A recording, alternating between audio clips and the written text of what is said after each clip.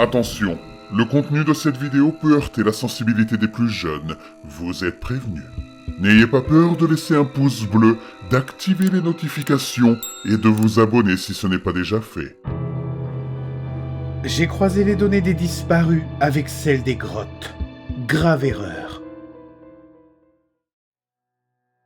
Vous avez sans doute déjà vu cette carte, vous aussi. Elle refait surface sur Reddit tous les quelques mois. Généralement sur les subreddits Creepy ou MapPorn. Elle présente deux images. L'une est une carte des personnes disparues. L'autre, une carte des réseaux de grottes souterraines des États-Unis. Le chevauchement est pratiquement identique. Les cavernes correspondent aux disparitions à presque 100%. La plupart des gens la regardent, se disent « Ouais, c'est flippant » et passent à autre chose. Moi aussi, je faisais pareil. Mais cette fois-ci, j'ai zoomé. Je vis dans une région rurale du Kentucky, au cœur des contreforts. J'ai remarqué un groupe dense de points rouges juste dans mon comté, situé directement au-dessus d'un réseau de grottes mineures appelé les Blackwood Sinkholes. Ce n'était pas un piège à touristes comme Mammoth Cave, la cave des mammouths. C'était une cicatrice irrégulière dans les bois dont même les habitants ne se souciaient pas. Je l'ai montré à ma copine Jess. Dire que Jess aime le plein air serait un euphémisme. C'est le genre de fille qui possède 3 paires de chaussures de randonnée différentes et qui considère qu'un week-end sans terre sous les ongles est un week-end gâché. Je suis tout le contraire. Je reste debout jusqu'à 3 heures du matin à lire des articles sur des meurtres non élucidés et à mener une vie de vampire. C'est une correspondance, tu vois ? J'ai pointé l'écran du doigt. Personne ne disparaît ici parce qu'il s'est perdu. Il tombe dedans ou... J'ai haussé les sourcils. Quelque chose les attire à l'intérieur. Jess a levé les yeux au ciel, mais a souri. « Tu veux aller chasser les fantômes ?»« Je veux aller démystifier. » Ai-je corrigé. « Allez, on part en randonnée. On installe le camp près des gouffres, on cuisine de la vraie bouffe et on boit du bourbon pour voir si un monstre se montre. » C'était censé être amusant. Un mélange de son amour de la nature et de ma curiosité morbide. Nous avons chargé la Jeep vendredi. Des tentes, des sacs de couchage et une lourde glacière remplie de côtes levées, marinées et de glace pour le whisky. La randonnée jusqu'au gouffre de Blackwood ne faisait qu'environ 5 km depuis la route forestière la plus proche. Mais le terrain était impitoyable. Les arbres poussaient en masse et de travers ici, leurs racines s'entortillant sur le sol calcaire comme des doigts arthritiques. Le temps que nous trouvions l'entrée principale, j'étais prêt à m'écouler. L'entrée de la grotte était une entaille horizontale dans une paroi calcaire, d'environ 3 mètres de haut et 10 mètres de large. Elle ressemblait à une boucle grande ouverte dans un cri silencieux. Une brise constante et froide s'en échappait, sentant la roche humide et le cuivre vieilli. « Ça donne la chair de poule », a fait remarquer Jess en posant son sac. « Et ça me plaît bien. J'adore cette fille. » Nous avons installé notre campement à une 50aine de mètres de l'entrée. Juste assez loin pour éviter le courant d'air, mais assez près pour scruter l'obscurité. J'ai allumé le feu pendant que Jess préparait la grille au-dessus des braises. Nous faisions les choses comme il faut. Des côtes levées collantes, cuites à feu doux, nappées d'une sauce de bourbon épicée. La chaleur des braises douces léchait la viande et l'odeur était enivrante. Tous ceux qui aiment le barbecue savent de quoi je parle. La fumée, la graisse, le sucre et le goût du grillé. Jess revenait de la tente avec les boissons, quand un courant descendant a happé la fumée, la faisant ramper près du sol avant de l'aspirer dans l'entrée de la grotte. « Tu nourris la bête ?» plaisanta Jess en me tendant un gobelet à moitié rempli de Knob Creek. « J'espère qu'ils aiment les côtes, » répondis-je en riant. Nous avons mangé alors que le coucher de soleil laissait place au crépuscule, puis nous avons bu tandis que le crépuscule cédait la place à l'obscurité totale. Jess a posé sa main sur mon épaule. Je pensais que j'allais avoir de la chance, mais elle m'a alors fait signe de me taire.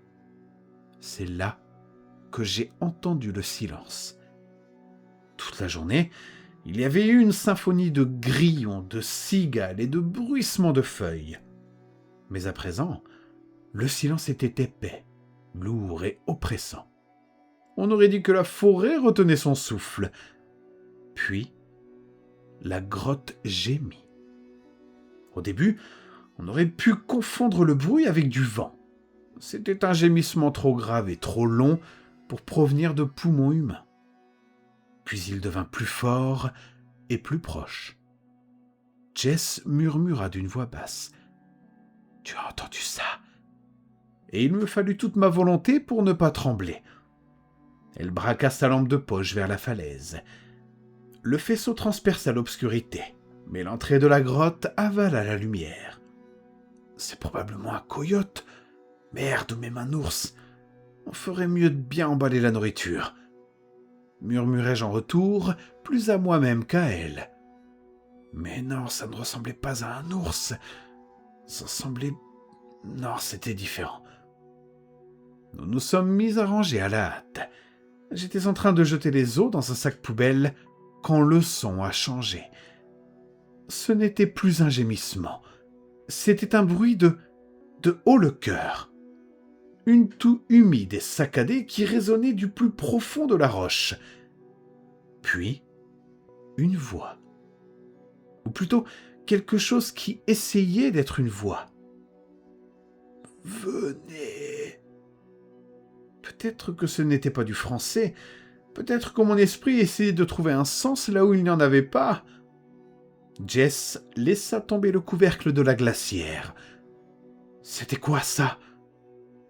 Je saisis la hache que j'avais utilisée pour fendre le bois. Jess, on s'en va tout de suite. Mais la tente, laisse-la. L'odeur nous a frappés avant même que nous les voyions. Ce n'était plus la fumée douce et persistante de notre barbecue, c'était une vague de pourriture, de la viande rance, de l'ammoniac et quelque chose de plus musqué, comme un chien mouillé mort depuis des jours. Ils sont sortis de l'obscurité de la grotte. Ils n'étaient pas humains, ils étaient difformes, allongés. Ce sont les seuls mots qui me conviennent. Ils ressemblaient à des humains qui auraient été étirés sur un chevalet. Une peau pâle tendue sur des os aux articulations trop nombreuses. Leurs yeux étaient d'un blanc laiteux, inutile et aveugle. De longues dents tachées de pourriture et bréchées, cassées et irrégulières, dépassaient de mâchoires basses, trop larges et trop lâches. Et ils étaient 3. 2 d'entre eux rampaient sur le sol, et la troisième chose boitait en effectuant des mouvements saccadés à la manière d'un insecte. Les 3 créatures se dirigèrent droit vers la grille. L'une d'elles saisit la grille brûlante d'une main nue et griffue. Elle ne broncha même pas lorsque sa peau grésilla. Elle porta le métal à son visage et gémit, léchant la graisse d'une langue trop longue et trop noire. « Ne bouge pas !» murmurai-je, terrifié à l'idée que le bruit de mon cœur nous trahisse. La créature poussa un petit cri strident et lâcha la grille. Elle tourna la tête, mais elle ne nous regardait pas. Elle était aveugle, je le voyais bien, mais elle nous cherchait. Elle pencha la tête, reniflant l'air comme un chien affamé. Elle cherchait notre odeur. Puis elle cambra le dos et poussa un hurlement. C'était un crissement à faire grincer les ongles sur un tableau noir. Un grincement de dents. Un hurlement à glacer le sang qui me transperça les oreilles et me donna des frissons au creux des tripes. Elle ouvrit sa bouche trop grande et je vis ma mort. « Viande !» croissa-t-elle. Je leur lançai le sac poubelle. C'était un réflexe. Le sac a heurté la poitrine de la créature hurlante, répandant des côtes et des essuie-tout. La diversion a fonctionné pendant une seconde. Tous les 3 se sont jetés sur les côtes et les déchets, avec frénésie. Je pouvais les entendre casser les os avec des craquements audibles. Cours !» ai-je crié. Nous avons sprinté à travers les bois sombres. Nous avons trébuché sur des racines. Nous nous sommes cognés contre des jeunes arbres et nous avons déchiré nos vêtements sur des ronces. Derrière nous, le craquement des os s'est arrêté, remplacé par un hurlement aigu et ululant qui ressemblait à un mélange entre un coyote et un enfant en pleurs. Je les entendais se frayer un chemin à travers les broussailles derrière nous. Ils étaient rapides, incroyablement rapides. Nous avons déboulé sur la route forestière au moment même où je lançais les clés à Jess.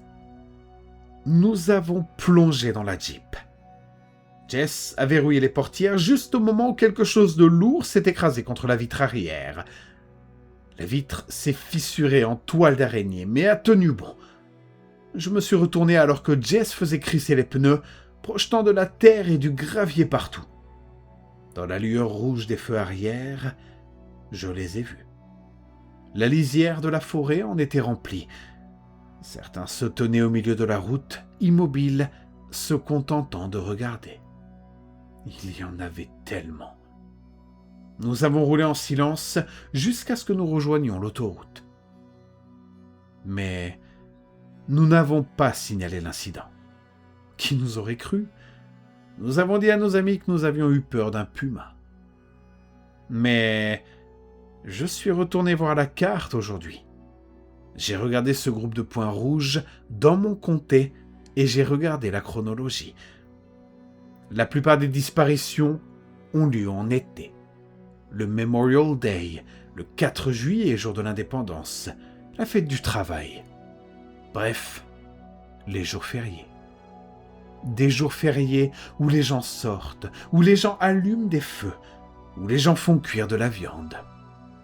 Je pensais que les cartes se chevauchaient parce que les gens tombaient dans des trous. Ce n'est pas ça. Je pensais que les dolines n'étaient que des trous dans le sol. Ce n'est pas le cas.